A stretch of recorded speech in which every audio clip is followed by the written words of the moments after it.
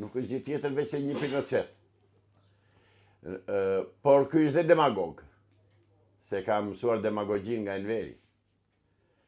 Ky është dhe kriminal, ky është dhe hajdut, ky është dhe bakallaro, ky është dhe imoral, ky është dhe bordel, se ka thënë të tëra. Avokat, kur i ka të gjitha këto, si ka mundësi që merr 82 mandate? Po kush do ta konkuroj? Mos dalin njerëzit në votime. Ti kishe parti të reja, avokat, që dolën. Kishe Agronshen, kishe Arlin Qorin, kishe Adriatik Lapajn. Po, janë të tëra partitë të nxjerra po nga ky. Ti thua që i kanë nxjerrë Rama? Patjetër. A ju kujtohet një debat i madh i jashtëzakonshëm për herë të parë doli tek zonë e lirë, doli Adriatik Lapaj dhe bënte debat me kryeministrin e Shqipërisë Edi Ramën. Ti thua ishte i stisur ky debati për ta promovuar Adriatik Lapaj? Po pse i qa ishte? Ishte e parë që ju dha urdhër Edi Ramës, nga ata që u shërben Edi Rama, nga përfaqësuesit e Sorosit këtu në Shqipëri, që nxirre këtë tani dhe filloi bëni debat ju aty. Dhe dolli trim ai Adriatik Lapaj tek pull. Do të protestoj tek pull, tha. Dhe tani me që lexojmë në portalet, Adriatik Lapaj me atë se ka ky tjetri Agronshen. Jo, ky tjetri. Arlin Qori. Jo. Ky mo. Nismë Shturi, Endri Shabani. Endri Shabani. Ata tani zjen për, domethënë kanë vendosur dy shoqet të tyre, i kanë vendosur njërin tjetrin, i kanë vendosur kandidate për deputete. E kupton, i kanë sytë në ballë shqiptarë të shikojnë se s'po bëhet këtu.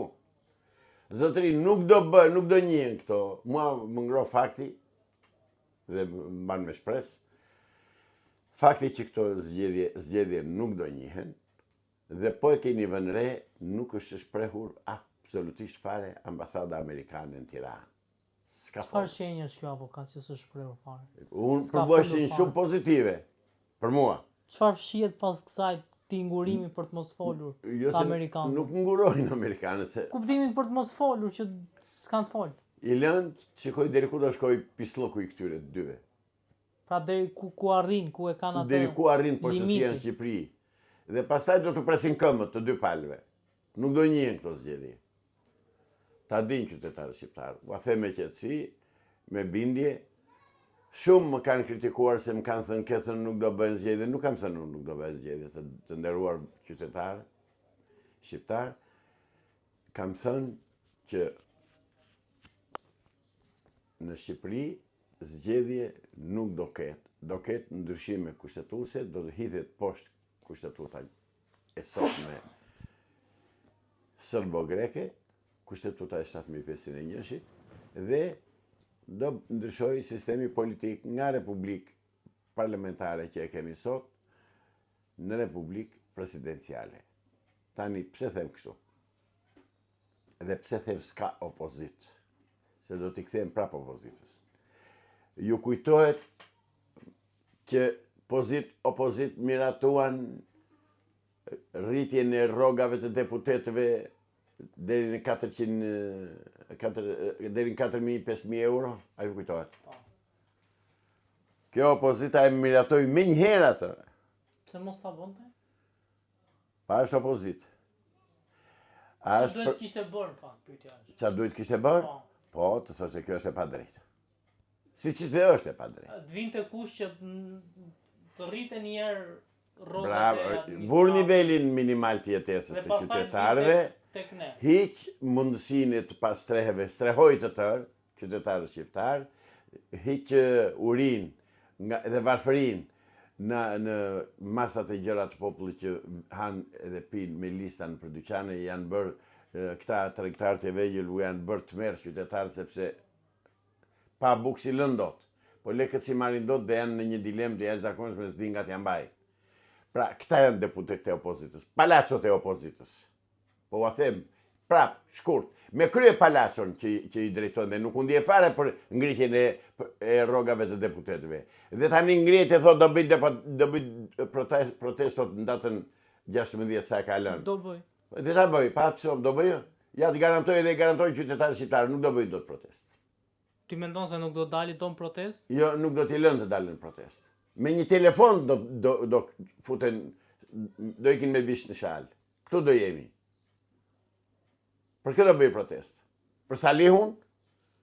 Për zgjedhjet që sipas Berishës janë manipuluar, janë vjedhur. Ore zotri, i pari që i vjedh zgjedhjet është Berisha, çdo Berisha që rri akoma 80 sa vjeç në krye të partisë.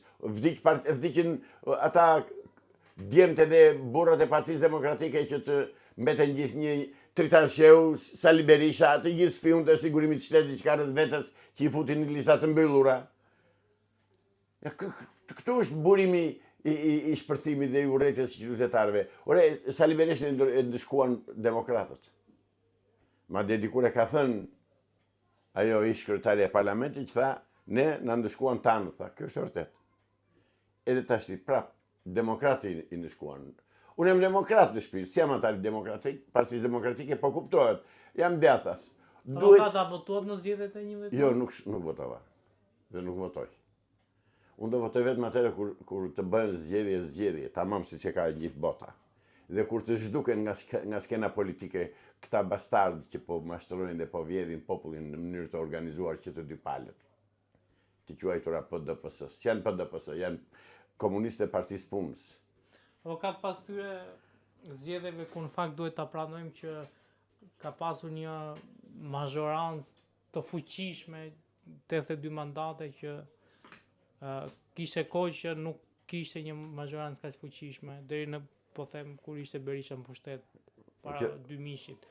Vërteton katër Sipërisht që i kanë vendosur vetë si duan vetë, jo se i ka zgjedhur populli. A është jo një shenjë që ndoshta po vjen një frym tjetër, se momentin që ti shkon shumë lart, i bie pastaj është që ti duhet biesh më pas.